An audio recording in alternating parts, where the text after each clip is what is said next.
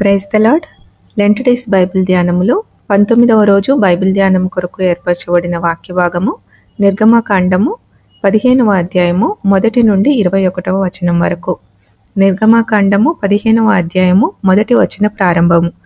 అప్పుడు మోషేయు ఇశ్రాయేలీయులను యెహోవాను గూర్చి ఈ కీర్తన పాడిరి. యెహోవాను గూర్చి గానము చేసెదము. ఆయన మిగుల అతిశయించి జయించెను. గుర్రములను దాని రౌతును ఆయన సముద్రములో పడద్రోసెను. యెహోవాయే నా బలము, నా గానము, ఆయన నాకు రక్షణయు ఆయను. ఆయన నా దేవుడు, ఆయనను వర్ణించెదను. ఆయన నా పితరుల దేవుడు, ఆయన మహిమ నుతించెదను. యెహోవా యుద్ధశూరుడు, యెహోవా అని ఆయనకు పేరు. ఆయన ఫరో రథములను అతని సేనను సముద్రములో పడద్రోసెను. అతని అధిపతులలో శ్రేష్ఠులు ఎర్ర సముద్రములో మునిగిపోయిరి. అగాధ జలములు వారిని కప్పెను. వారు రాతి వలె అడుగంటిపోయిరి. యెహోవా నీ దక్షిణ హస్తము బలమొంది అతిశయించును. యెహోవా నీ దక్షిణ హస్తము శత్రువుని చితకగొట్టును. నీ మీదికి లేచు వారిని నీ మహిమాతిశయము వలన అణిచివేయుదువు. నీ కోపాగ్నిని రగులజేయుదువు. అది వారిని చెత్తవలె దహించును. నీ నాసికారంధ్రముల ఊపిరి వలన నీళ్లు రాశిగా కూర్చబడెను. ప్రవాహములు కుప్పగా నిలిచెను. అగాధ జలములు సముద్రము మధ్య గడ్డకట్టెను. తరిమెదను, కలుసుకొనియదను, దోపుడు సొమ్మును పంచుకొనియదను. వాటి వలన నా ఆశ తీర్చుకొనియదను. నా కత్తి దూసెదను. నా చెయ్యి వారిని నాశనము చేయునని శత్రువు అనుకొనెను. నీవు నీ గాలిని విసరజేసితివి. సముద్రము వారిని కప్పెను. వారు మహా అగాధమైన నీళ్లలో సీసము వలె మునిగిరి. యెహోవా, వేల్పులలో నీ వంటి వాడెవడు? పరిశుద్ధతను బట్టి నీవు మహనీయుడవు. స్తుతి కీర్తనలను బట్టి పూజ్యుడవు. అద్భుతములు చేయువాడవు. నీ వంటి వాడెవడు? నీ దక్షిణ హస్తమును చాపితివి. భూమి వారిని మృంగివేసెను. నీవు విమోచించిన ఈ ప్రజలను నీ కృపచేత తోడుకొని పోతివి. నీ బలము చేత వారిని నీ పరిశుద్ధాలయమునకు నడిపించితివి.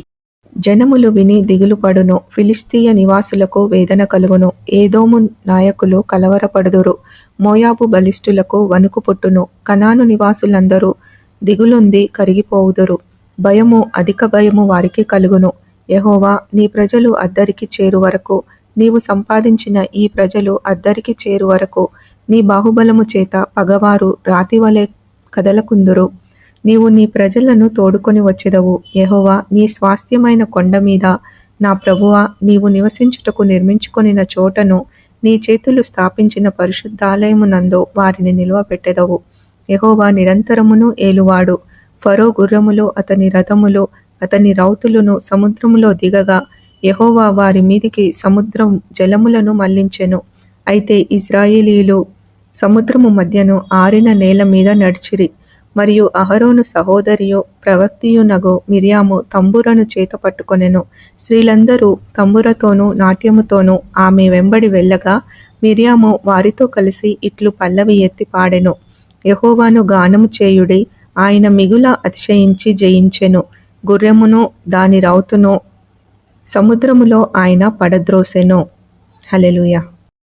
దేవుడు ఇశ్రాయేలు ప్రజలను ఐగుప్తు బానిసత్వం నుండి విడిపించి ఎర్ర సముద్రంలో ఆరిన నేలలో నడిపించిన అనంతరం మోషేయు ఇశ్రాయేలీయులు యెహోవాను గూర్చి ఈ కీర్తన పాడారు.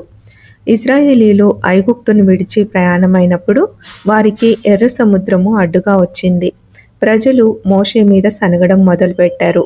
అప్పుడు మోషే, భయపడవద్దు, యెహోవా మీకు నేడు కలగబోవు రక్షణను ఊరక నిలుచుండి చూడుడి. ఇప్పుడు మీరు చూస్తున్న ఐగుప్తీయులను ఇక మీదట మరెన్నడూ చూడరు. దేవుడే మన పక్షమున యుద్ధం చేస్తాడు అని చెప్తాడు. మోషే దేవుని ప్రార్థించగా దేవుడు మోషేతో, నీవు నీ కర్ర ఎత్తి సముద్రం వైపు నీ చెయ్యి చాపి దాని పాయలుగా చేయుమో, ఆరిన నేలపై సాగిపోవుడి అని చెప్తాడు. మోషే చెయ్యి చాపగా బలమైన తూర్పు గాలి వచ్చి సముద్రమును తొలగించి ఆరిన నేలను మార్గంగా ఏర్పరుస్తుంది.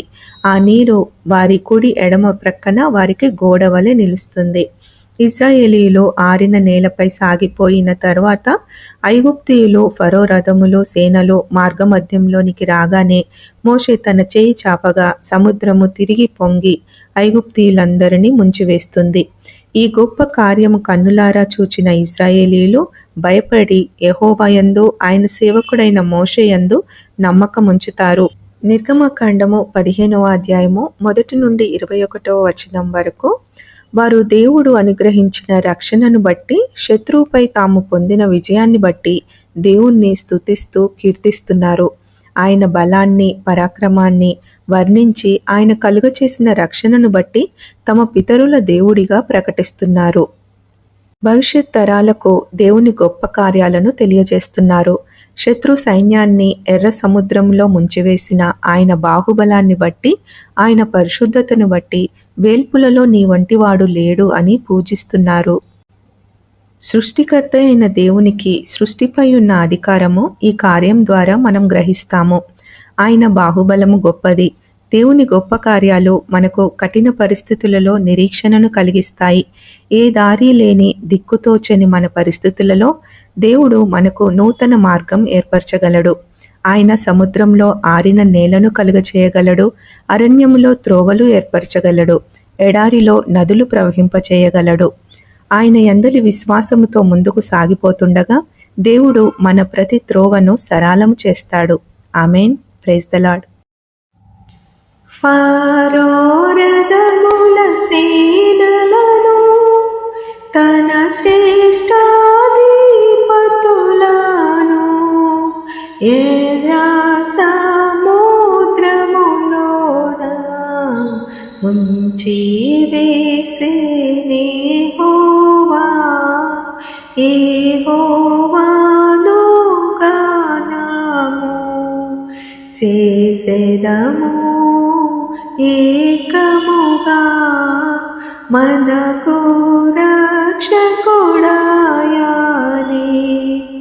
ఆయన మహిమ పాడెదము, ఆయనను వర్ణించెదము. ఆయనే దేవుడు మనకు యెహోవాను గానము. హల్లెలూయా.